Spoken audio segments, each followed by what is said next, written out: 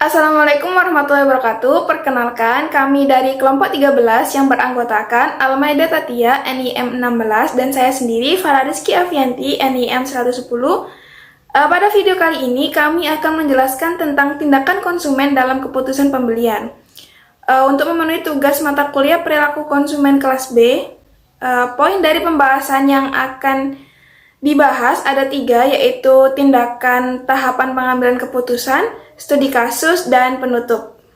Pada poin pembahasan yang pertama ada tahapan pengambilan keputusan. Tahapan pertama adalah pengenalan masalah.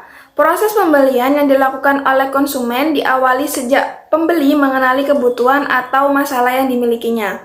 Keputusan tersebut dapat timbul akibat adanya rangsangan internal maupun eksternal.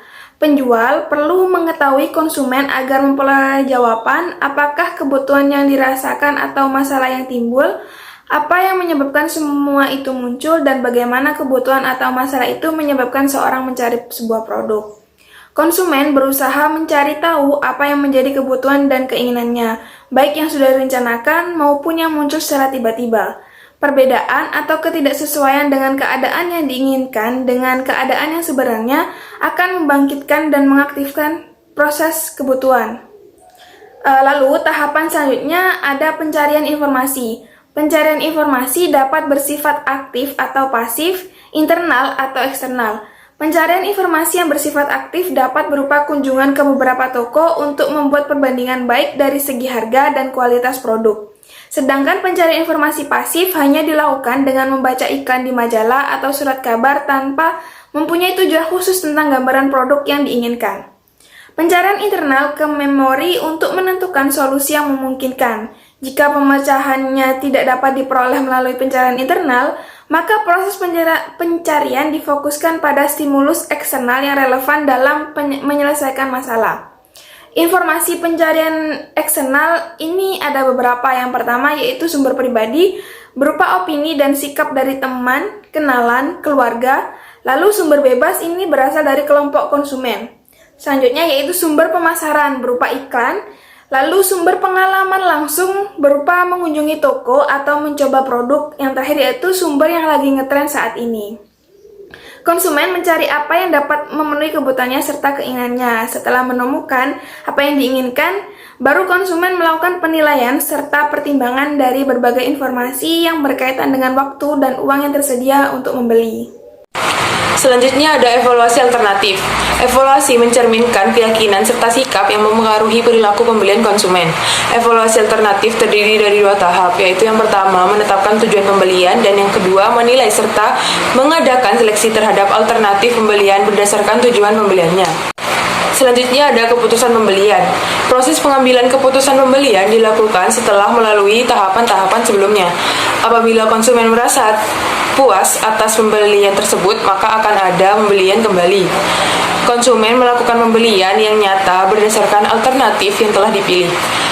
Keputusan pembelian meliputi keputusan konsumen mengenai apa yang dibeli, keputusan membeli atau tidak, waktu pembelian, tempat pembelian, dan bagaimana cara pembayarannya.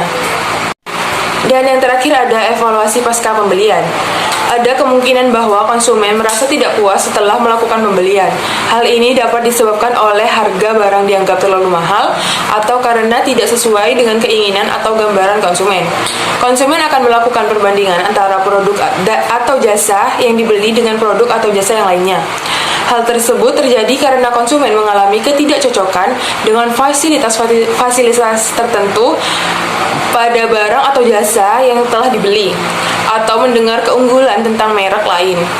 Perilaku tersebut mempengaruhi pembelian ulang, serta mempengaruhi ucapan-ucapan konsumen kepada pihak lain tentang produk tersebut. Studi kasus yang pertama yaitu dengan judul Deskripsi Proses Keputusan Pembelian Sayuran Organik yang dilakukan oleh konsumen Warung Sehat Seribu Kebun Bandung. Penelitian ini dilakukan di Warung Sehat Seribu Kebun Bandung pada bulan Agustus sampai bulan Oktober 2021. Pada penelitian ini, hasil penelitiannya menyatakan bahwa ada beberapa proses pengambilan keputusan pembelian, yaitu pengenalan kebutuhan, pencarian informasi, evaluasi alternatif, keputusan pengambilan, Dan keputusan pembelian dan evaluasi pasca pembelian. Pada tahap pengenalan kebutuhan, memperlihatkan bahwa frekuensi konsumen sayuran organik para konsumen sebagian besar adalah tidak menentu karena mayoritas konsumen membeli sayur organik ketika ingin mengonsumsi saja. Lalu dalam proses pencarian informasi, sebagian besar konsumen mengetahui informasi tentang sayuran organik dari media elektronik yaitu internet, TV, dan radio. Evaluasi alternatif, spesifikasi kualitas produk yang paling diperhatikan konsumen yaitu kesegaran produk. Saat membeli sayuran, konsumen memperhatikan kualitas pada sayuran organik. Pada keputusan pembelian, kesehatan serta kelestarian lingkungan merupakan aspek utama yang diperhatikan konsumen saat memutuskan pembelian sayuran organik di Warung Sehat 1000 Kebun Bandung.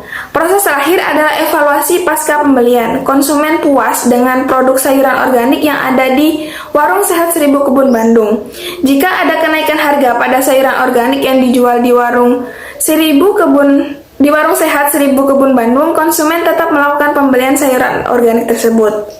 Studi kasus yang kedua dengan judul Proses Pengambilan Keputusan Pembelian Sayuran Hidroponik di Kota Bandar Lampung. Penelitian ini dilakukan di beberapa tempat yang menjual sayur hidroponik di Kota Bandar Lampung.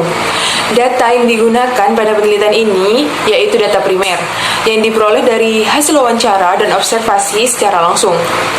Penentuan sampel dilakukan menggunakan metode ascendental sampling. Pengenalan masalah atau kebutuhan. Timbulnya motivasi konsumen dalam membeli sayuran hidroponik karena harganya terjangkau, kemasannya yang baik, dan mudah didapat. Pencarian informasi, teman atau keluarga merupakan sumber informasi yang paling bisa dipercaya konsumen. Selanjutnya ada evaluasi alternatif. Sayuran yang beredar di Kota Bandar Lampung cukup banyak jenisnya dan bisa dibedakan menjadi dua, yaitu sayuran hidroponik dan non-hidroponik. Selanjutnya ada keputusan pembelian. Konsumen sayuran hidroponik sebagian besar melakukan pembelian sayuran secara terencana, yaitu sudah direncanakan terlebih dahulu. Dan yang terakhir ada perilaku pasca pembelian. Kebanyakan konsumen akan tetap membeli sayur hidroponik biarpun harganya mengalami kenaikan.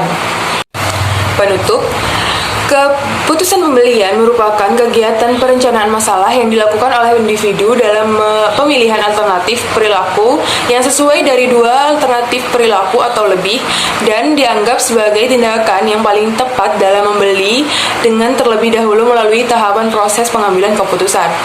Kesimpulan yang dapat diambil yaitu pada studi kasus 1 dan 2 dalam pengambilan keputusan pembelian konsumen dalam membeli sayuran yaitu melalui tahapan pengenalan kebutuhan, pencarian informasi, evaluasi alternatif, keputusan pembelian, dan evaluasi pasca pembelian. Sekian presentasi dari kami, kurang dan lebihnya mohon maaf. Terima kasih. Wassalamualaikum warahmatullahi wabarakatuh.